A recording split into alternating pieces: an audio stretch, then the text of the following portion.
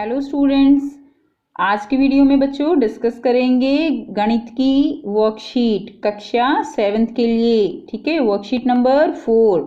और ये वर्कशीट आपकी शिक्षा निदेशालय की तरफ से 29 सितंबर 2020 के लिए बच्चों शेड्यूल की गई है। विद्यार्थी का नाम लिखेंगे, कक्षा अध्यापक का नाम लिखेंगे। आंकड़ों का दंड आलेख द्वारा निरूपण, ये हमारा आज का टॉपिक है।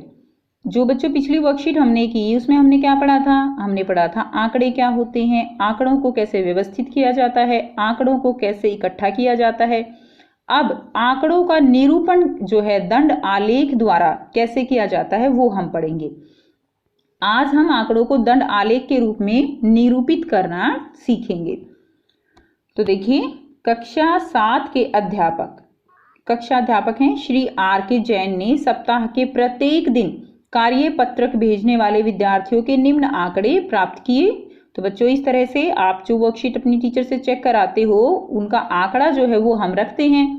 उसमें क्या रखते हैं हम? जैसे दिन जो है विद्यार्थी की संख्या कि अगर सोमवार को हमने आपके पास वर्कशीट भेजी तो कितने बच्चों ने वापस हमें वर्कशीट जो है वो भेजी।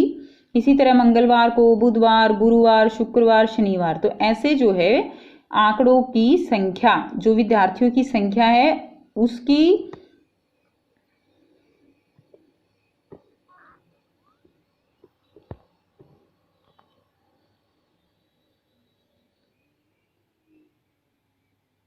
बच्चों यहाँ पर इस तरह आंकड़े इकट्ठे किए जाते हैं। जो वर्कशीट टीचर आपको भेजती हैं, फिर आप जो है चेक कराने के लिए कितने बच्चे भेजते हो, किस दिन भेजते हो, तो वो दिन और विद्यार्थी की संख्या, इस तरह से हम आंकड़े इकट्ठे करते हैं।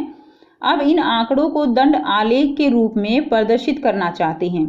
ठीक है, तो किस तरह से इसको दंड आलेख जो है बनाएंगे इसका वो देखिए। अब यहाँ पर दंड आलेख बनाने के चरण दिए गए हैं। तो सबसे पहले क्या करेंगे? आंकड़े संग्रहित करेंगे। पहला काम तो हो गया, आंकड़े संग्रहित हो गए हमारे। दूसरा काम क्या है कि एक एक्स अक्ष लेंगे और दूसरा वाई अक्ष बनाएंगे। ठीक है, तो एक एक्स अक्ष होगा, ये वाला जो है कौन सा होगा? एक्स होगा, एक वाई होगा। अभी हम नीचे समझेंगे। तीसरा चरण देखिए क्या है, एक्स अक्ष को मापांकित कीजिए। मापांकित क्या करना है? उस पे दिन क्या है? सोम, मंगल, बुध, गुरु, शुक्र, शनि। और वाई अक्ष को क्या मापांकित करेंगे? हम मापांकित करेंगे उसमें विद्यार्थियों की संख्या। ठीक है, तो ये हमारा वाई अक्ष है जहां विद्यार्थी की संख्या दिखाएंगे, ये हमारा एक्स अक्ष है जहां पर हम दिन दिखाएंगे। और यहाँ पर 1 सेंटीमीटर को हम जो है क्या करेंगे, हमारा पैमाना है कि 1 सेंटीमीटर बराबर है 10 विद्यार्थी। इसका क्या मतलब है हम अभी देखेंगे। दंड खींचिए, अब बनाएंगे और आंकड़ों की व्याख्या कर सकते हैं। तो चलिए हम पहले यहाँ पर पैमाना समझेंगे। बच्चों, आप सब बच्चों ने ग्राफ पेपर जो है देखा हुआ है। ग्राफ पेपर में आपने उसमें छोटी छोटी लाइंस देखी होंगी, इस तरह जैसे ये दिखाई दे रही हैं आपको यहाँ पे लाइन। तो यहाँ पर देखिए ये हमारा क्या है? एक्स अक्ष है और ये है हमारा वाई अक्ष। एक्स अक्ष पे हमने दिन ले लिए, सोमवार, मंगलवार, बुधवार, वीरवार, शुक्रवार, शनिवार, ऐसे। और यहाँ पर ले लिया हमने विद्यार्थियों की संख्या। तो देखिए बच्चों, हमने पैमाना क्या लिया है? अभी ऊपर आपने पढ़ा ना कि पैमाना क्या है? 1 सेंटीमीटर बराबर है 10 विद्यार्थी। बच्चों ये पैमाना फिक्स नहीं होता है, ये हमारे आंकड़े कैसे हैं, कितना हमारे आंकड़ों में अंतर है, तो उस हिसाब से हम ये पैमाना लेते हैं। तो अब देखिए यहाँ पर है 1 सेंटीमीटर बराबर है 10 विद्यार्थी। तो यहाँ पर क्या ले लिया हमने? 0 से हमने सीधा क्या लिया है? यहाँ पर 10 लिया है। 10 के बाद हमने कितना लिया? 20 लिया। ठीक है, यानी जो यहाँ से यहाँ तक जो है बच्चों, ये इतना जो खाना है, ये जो कॉलम है ये 10 में बटा हुआ होता है। आप ग्राफ पेपर उठाइए साथ साथ और देखिए ये कितने में बटा हुआ है? ये 10 में बटा हुआ है।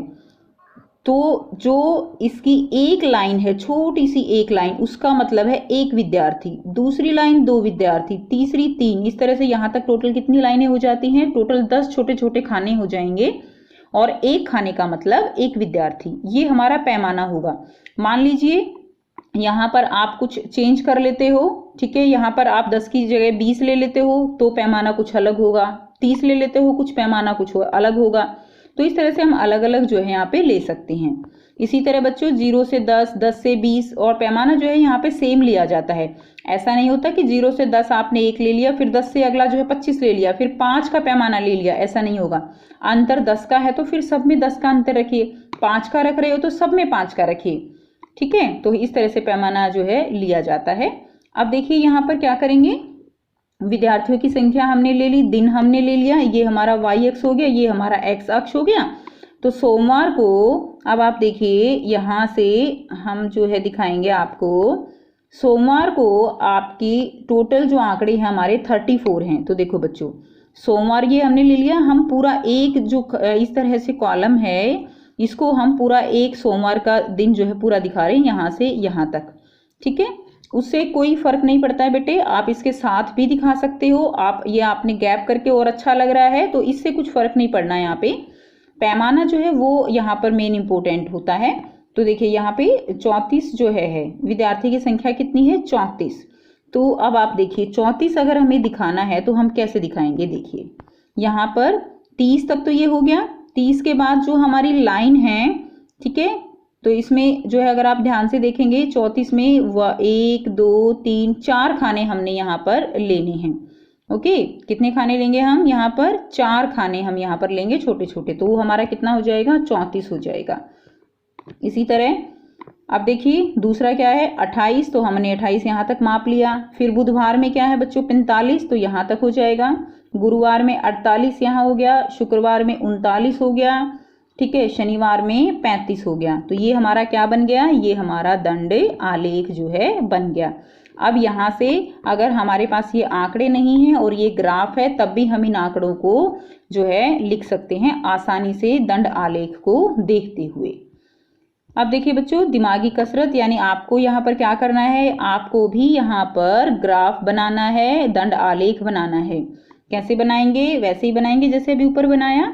निम्नलिखित आंकड़े किसी कक्षा के 6 विद्यार्थियों द्वारा 50 में से प्राप्त किए गए कुल अंकों को दर्शाते हैं। इन्हें एक दंड आलेख द्वारा निरूपित कीजिए। तो विद्यार्थी का नाम दिया गया है ABCDEF और प्राप्त अंक कितने हैं, 25, 36, 42, 29, 39 और 45। तो बच्चों आप क्या करेंगे, आपको एक दंड आलेख बनाना है। ऐसे ही यहाँ पर हम y अक्ष पर हम लेंगे प्राप्त अंक और यहाँ पर हम लेंगे विद्यार्थी का नाम। तो आइए देखते हैं बच्चों इसको कैसे बनाएंगे। सो बच्चों ये है, इस तरह आपको ग्राफ बनाना है। ये पेंसिल से लिखा हुआ है इसलिए आपको थोड़ा सा जो है क्लैरिटी में प्रॉब्लम हो सकती है, बट आप देखिए यहाँ पर लिखा है हमने जो है पैमाना, y अक्ष की ओर का जो हमने पैमाना लिया है वो क्या लिया है, 1 सेंटीमीटर किसके बराबर है बच्चों, 10 अंक के, ठीक है। ये हमारा दंड आलेख है, y अक्ष हम यहाँ पे लेंगे और जो हमने क्या लिया है यहाँ पर y जो अक्ष है हमारा, हमने क्या लिया, 1 सेंटीमीटर बराबर है 10 अंक हमने लिया है। तो आइए देखते हैं इसमें हम कैसे बनाएंगे। तो यहाँ पर हमने क्या लिया, यहाँ पर हमने लिया विद्यार्थी का नाम, ठीक है, विद्यार्थी का नाम लिया और यहाँ पर लिया हमने प्राप्त अंक। अब हमारे जो प्राप्त अंक हैं उसके हिसाब से देखिए यहाँ से 0 से हमने शुरू किया, 0 से 10, ठीक है। तो यानी जो यहाँ से बेटा यहाँ पर देखिए इसके बीच में लाइनें होंगी, फिर से ऐसे ही लाइनें हैं, आप देख पा रहे होंगे। तो इसके बीच में कितनी लाइनें हैं, 10 लाइनें हैं टोटल। और जो एक खाना है वो किसके अंक के बराबर हो गया, 1 अंक के। इसीलिए हमने क्या लिया है कि जो 1 सेंटीमीटर है, ये कितना है, पूरा 1 सेंटीमीटर है। तो जो 1 सेंटीमीटर है वो हमारा किसके बराबर हो गया, 10 अंक के बराबर हो गया। इसलिए हमने लिखा है 1 सेंटीमीटर बराबर है 10 अंक। तो यहाँ पर देखिए अब हम क्या करेंगे, ग्राफ बनाएंगे। तो ए जो विद्यार्थी है उसको कितने अंक मिले, 25। तो देखिए 20 तो यहाँ तक हो गया, 5 की लाइन यहाँ तक है, फिर 30 है, तो यहाँ पे यहाँ तक हम खींच देंगे तो कितना हो गया, 25। अगला है 36, तो ये देखिए ये 25 तो यहाँ तक हो गया और देखिए एक खाना जो है वो ऊपर है, आप बिल्कुल क्लियर देख पा रहे हो। तो ये कितना हो गया, 36। इसी तरह अगला बेटे 42, फिर जो है 29, 39, देखिए ऐसे ही जो है सामने इसके यहाँ से देखते हुए करेंगे। अब ये 45 है ना, तो 40 तो यहाँ तक हो गया, यहाँ तक जो है क्या हो जाएगा, 45 हो जाएगा। ऐसे देखते हुए आप जो है ऐसे दंड आलेख बना सकते हो। तो आपको भी अपना ग्राफ पेपर लेना है और इसी तरह से आपको ये बनाना है। तो ये हम यहाँ पर एक्स अक्ष लिखेंगे, यहाँ पर हम क्या लिखेंगे, प्राप्त अंक लिखेंगे, ऊपर पैमाना लिखेंगे कि हमने पैमाना क्या लिया है। हमने पैमाना यहाँ पर 1 सेंटीमीटर किसके बराबर लिया है, 10 अंक के बराबर लिया है। तो ये है बच्चों आपका दंड आलेख। अब दूसरा क्वेश्चन देखते हैं। नेक्स्ट प्रश्न 2 क्या है, छठी और 7वीं कक्षाओं के 200 विद्यार्थियों से उसके जो है मनपसंद रंग का नाम बताने के लिए कहा गया, ताकि यह निर्णय लिया जा सके कि उनके स्कूल के भवन का रंग क्या रखा जाए। इसके परिणाम निम्नलिखित सारणी में दर्शाए गए हैं। इन आंकड़ों को एक दंड आलेख द्वारा निरूपित कीजिए। तो छठी और 7वीं के 200 विद्यार्थियों से उनके मनपसंद रंग बताने को कहा गया बेटे, और कि उनके स्कूल का रंग जो है क्या रखा जाए। इससे आंकड़े इकट्ठे किए गए। तो विद्यार्थियों की संख्या यानी जो 43 जो स्टूडेंट हैं उन्होंने कैसा रंग बताया, लाल, 55 ने भूरा, 19 ने नीला और 49 ने काला और 34 ने गुलाबी रंग बताया। तो इसका दंड आलेख आपको निरूपित करना है। तो वैसे ही करेंगे जैसे हमने अभी पहले किया है। तो चलिए इसको कर लेते हैं। इसमें भी बच्चों आप एक्स अक्ष पर क्या निरूपित करोगे, रंग जो है उनका नाम निरूपित कर दिया, लाल, भूरा, नीला, काला, गुलाबी। इसी तरह यहाँ पे करेंगे विद्यार्थियों की संख्या। यहाँ पर हम लिख देंगे ऊपर पैमाना। पैमाना क्या है हमारा, 1 सेंटीमीटर बराबर है 10 विद्यार्थी। और इसी तरह से फिर हमें जो आंकड़े हमने इकट्ठे किए हैं, जैसे 43 जो बच्चे हैं उन्होंने कैसा रंग बताया, लाल रंग बताया। तो 43 के सामने जो है ऐसे लाइन गिनते हुए हम इसके सामने इसको ऐसे बना देंगे। फिर भूरा रंग बताया 55 विद्यार्थियों ने, नीला बताया 19 ने, काला बताया 49 ने और 34 ने कितना बताया बच्चों, वो बताया गुलाबी। ठीक है, तो इस तरह से ये हमारे पास क्या बन गया, ये हमारे पास दंड आलेख जो है बन गया। तो ये थी बच्चों आपकी आज की वर्कशीट। आई होप आपको बेटा ये वर्कशीट क्लियर है, आप दंड आलेख बनाना सीख गए हो। फिर भी अगर कोई प्रॉब्लम है तो कमेंट करके पूछ सकते हो। कमेंट करके बताइए आपको समझ आया है नहीं आया। और अगर वीडियो अच्छी लगी तो लाइक शेयर जरूर कीजिए, चैनल को सब्सक्राइब कीजिए। And thanks for watching. Have a nice day.